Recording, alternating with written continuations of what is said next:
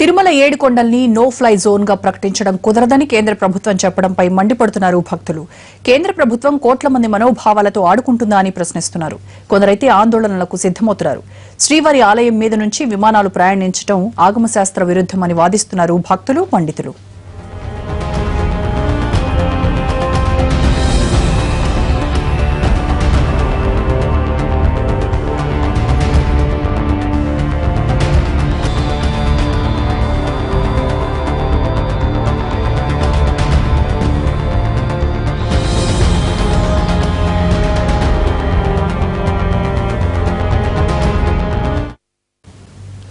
Renigunta విమానాశ్రయాన్ని international airport గా అభివృద్ది చేయడంతో రాకపోకలు పెరిగాయి.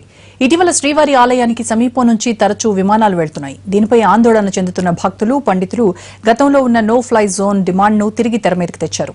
దీనిపై గురువారం నాడు క్లారిటీ ఇచ్చింది పౌర విమానయాన శాఖ. తిరుపతి ఇంటర్నేషనల్ రూట్ లో ఉన్నందున ఏడుకొండల ప్రాంతాన్ని నో ఫ్లై జోన్ గా ప్రకటించడం కుదరదని తేల్చేసింది. ఈ ప్రకటన మీదే నిరసన పెళ్లుబుకుతోంది. కావాలంటే ఎయిర్పోర్ట్ నే మార్చుకోండి తప్ప శ్రీవారి ఆలయం మీద నుంచి విమానాలు ఎగిరితే ఊరుకోబోమంటున్నారు భక్తులు.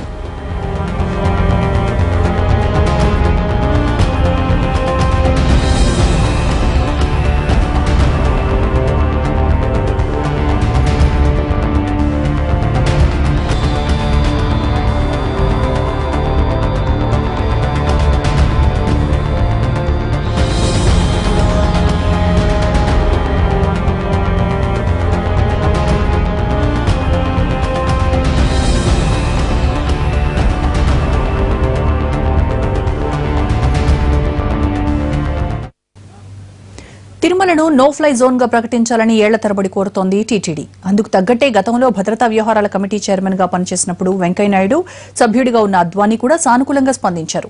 పౌర విమానయాన శాఖ మంత్రిగా బాధ్యతలు చేపట్టాక శ్రీవారి దర్శనానికి వచ్చిన అశోక్ గజపతిరాజు స్పందన కూడా సానుకూలంగా ఉండేసరికి ఇక నో ఫ్లై జోన్ ప్రకటించడమే తరువాయి అనుకున్నారు టీటీడీ అధికారులు. కానీ ఉన్నట్టుండి అది సాధ్యం కాదని కేంద్రం ప్రకటించడంపై ఆగ్రహం వ్యక్తం చేస్తున్నారు భక్తులు.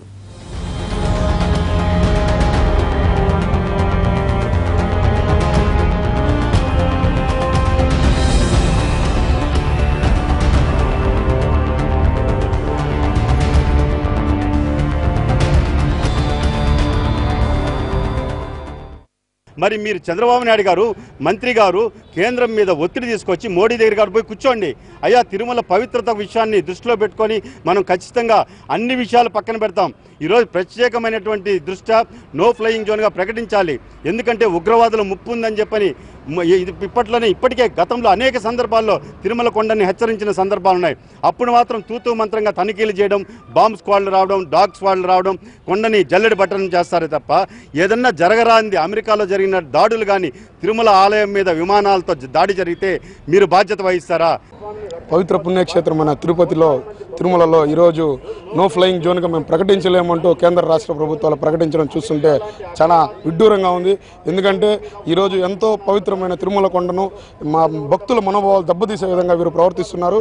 ఈ విధంగా నో ఫ్లయింగ్ జోన్ ప్రకటించకపోని పక్షంలో ఈరోజు పెద్ద ఎత్తున నిరసన కార్యక్రమాలు చేపట్టడానికి తిరుపతి స్థానికులు కానీ, భక్తులు కానీ అందరూ సిద్ధంగా ఉన్నామని హెచ్చరిస్తున్నాం. తిరుమలలో ఏం జరగాలన్నా ఆగమ శాస్త్ర ప్రకారమే జరుగుతుంది. ఇందుకు అణుమాత్రం కూడా మినహాయింపు లేదు. పెరుగుతున్న రద్దీకి అనుగుణంగా భక్తులకు శీఘ్రంగా సంతృప్తికరంగా దర్శనం చేయించేందుకు గతంలో నేత్ర ద్వారాల ప్రతిపాదన వచ్చింది. అంటే గర్భాలయానికి ఓవైపు గోడకు కొత్త ద్వారం ఏర్పాటు చేసి వచ్చేవారికి వెళ్లేవారికి వేర్వేరు దారులు పెట్టాలన్నది ఆ ప్రతిపాదన. కానీ ఇందుకు ఆగమ పండితులు ఒప్పుకోలేదు. శాస్త్ర ప్రకారం గర్భాలయంలో ఎలాంటి మార్పులు చేయకూడదనేసరికి ఆ ప్రతిపాదన పక్కకు పోయింది. దర్శన సమయంలో ఎస్కలేటర్ ప్రతిపాదన కూడా అలాగే మూలన పడింది. శ్రీవారి ఆలయం మీదుగా ఎలాంటి వాహనాలు, వస్తువులు ఎగరకూడదని అదే ఆగమశాస్త్రం చెబుతోంది. దీంతో ఇప్పుడు టీటీడీ ఎలా స్పందిస్తుందన్నది ఆసక్తిగా మారింది.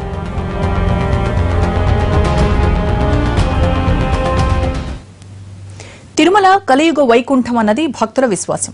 ఏడుకొండల్లో శ్రీవారిని సేవించుకోవడానికి వచ్చే ముక్కోటి దేవతలు సూక్ష్మ రూపంలో తిరుగుతుంటారని నమ్ముతారు భక్తులు. అలాంటి కొండ మీద దేవుడి గోపురం కంటే ఎత్తులో ఏవీ ప్రయాణం చేయకూడదని గట్టిగా చెబుతోంది ఆగమశాస్త్రం. దీంతో ఇప్పుడు శాస్త్రమా, ప్రభుత్వ నిబంధనల అన్న విషయంలో సస్పెన్స్ కొనసాగుతోంది. ప్రభుత్వం అయితే తన నిర్ణయం చెప్పేసింది, భక్తులు మాత్రం ఒప్పుకోవడం లేదు. దీంతో ఇప్పుడు ఏం జరుగుతుందోనన్న ఉత్కంఠ పెరుగుతోంది.